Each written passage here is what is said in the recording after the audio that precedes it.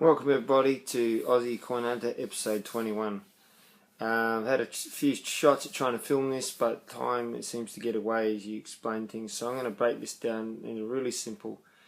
This episode is sort of showcasing the gear that I use from hunt to hunt and other gear that I have in the wings.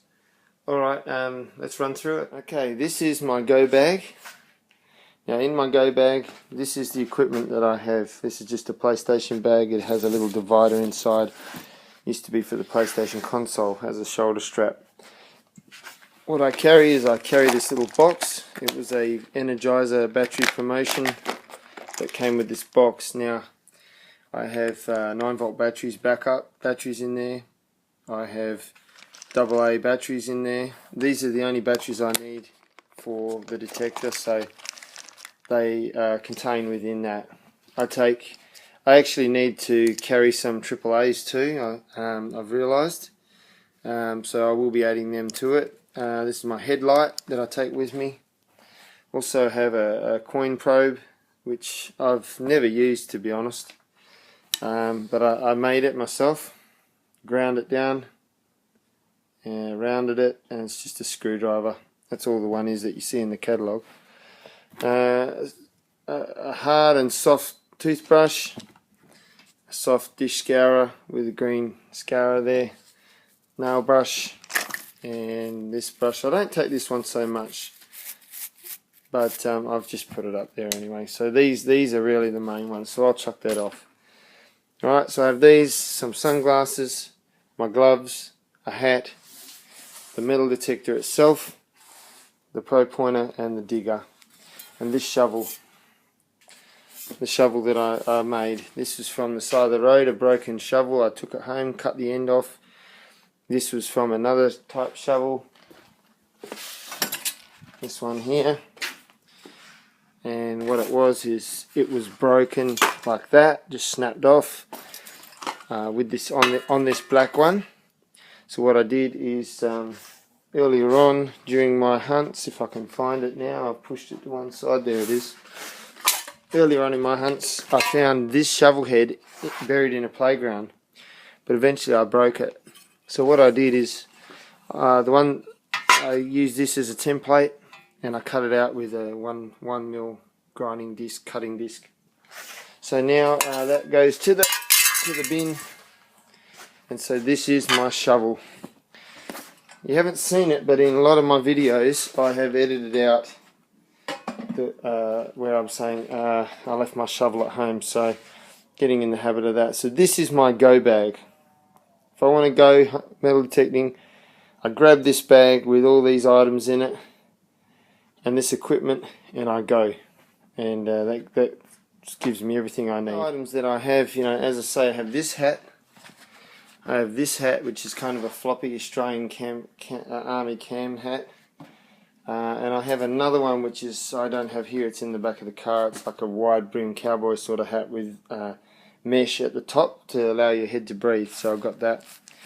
When I'm going on a hot day or extended period of time, take my camelback, what we call it, well, it's not a camelback, but it's basically a water backpack with a straw. I've got knee pads there. I don't use them very often as a rule. I just go very light and do my hunts. That's the video camera extension I made that goes onto that bracket. I haven't really used it since the first episode. I've got some wet weather gear here, some pants, top. Cost me about $20 odd. Now I made this very lethal looking, all screws, very lethal sand scoop. Made that myself out of a bit of PVC pipe, and it's effective, but I've only used it a few times really. This is a game that I made up to play with my kids. If I take them with me, mainly the older kids, and if I get a target at 5 centimeters, I'll pinpoint it, put it on the ground, and it tells them what depths to go for. So then I made this stick, and they look for 50, they know they've got to dig that deep to try and find it. But they have to wear gloves, and I'm supervising as they do it. So that's just a novelty thing, we've done that a few times. So I've also got this milk crate, and I made some mesh. I had the idea that if I take this, I dig sand out, keep the kids occupied when my wife wants me to take the kids to get them out of her hair. Then I could chuck it in there and they've got to sift it. That's something they can do. So these things I don't use very often. Then batteries. I got these batteries recently. You need to look out for batteries on sale. It was $29 something for 40, and if you bought one pack you got two. So I got 80 batteries for $29. So 72 something cents each. You saw my little coin depth thing I made. I've got totally rubber boots that I haven't used yet. These steel cap boots for really hard ground. But even though they're steel cap, I've got used to how to detect with them on, as I mentioned in other videos.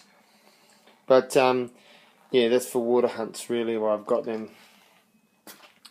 I've got the original coil, which will be going on again soon.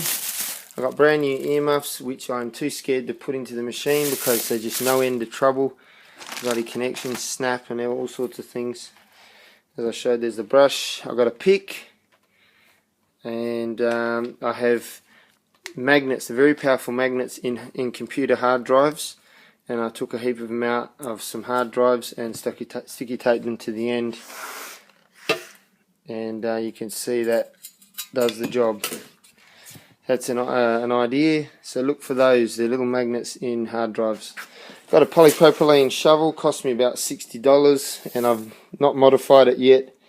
It was the guys in Brisbane did a video about how you can use their technique to dig, which looked pretty cool. And I'm yet to modify it. But I don't go to the beach very often, and usually my technique that you see me use is pretty good. That's pretty much all the gear. I've had to do this quite quickly due to time constraints with the video, but I hope you have found this interesting. You've got to keep it simple. You've got to keep it quick and ready to go.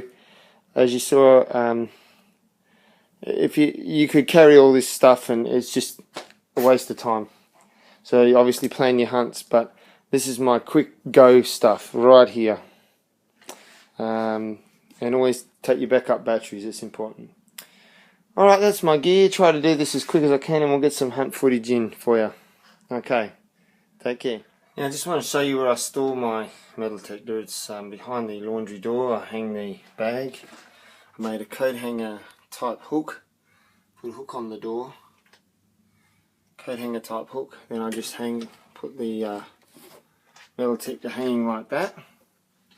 Just hangs there. Then I put my hat. And I put my water backpack. So this is where I store it all the time. GoPro pointer is a great tool when metal detecting. The only cost that you'll have to outlay every so often is a 9-volt battery.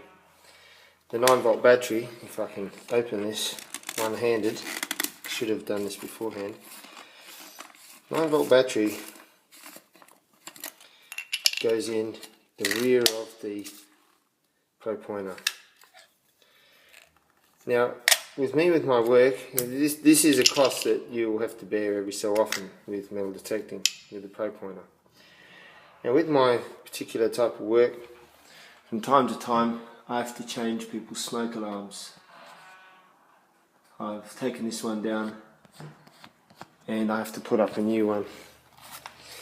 Here's a new one. Now with the old ones that people have me just take away and chuck away, I get the second-hand 9-volt batteries. I add these to my collection for my metal detecting, and this helps me save money. So look out for ways with people you know. You may be able to find a way to reduce your costs with your batteries. For me, this is something as a little bit of a perk of my job. That when people want these old smoke alarms thrown away, I take away the batteries for them. So try and look at ways of asking around, and even if it's with your work or whatever, and see what you can do. And this could be a way to save some money for you with your hobby. I just want to show you this. This is a special thing that I bought. If you haven't got a cameraman or nobody's keen, they don't share your same passion of metal detecting, and you want someone to film, well, if you can't get anyone, it's always good to have someone. Then I bought this. This holds my iPod. Just got my phone in there for now. It's a nice bit of kit. You can hang it onto trees, poles, even have it stand on the ground. So many things it can do. So I've just tied that around the tree, and that works just fine. So look out for one of them. Example of what it can do. And you can bend it up or down or whatever. Very versatile. It's even on this pole. You get the picture. I think you get the picture that just how versatile this thing is.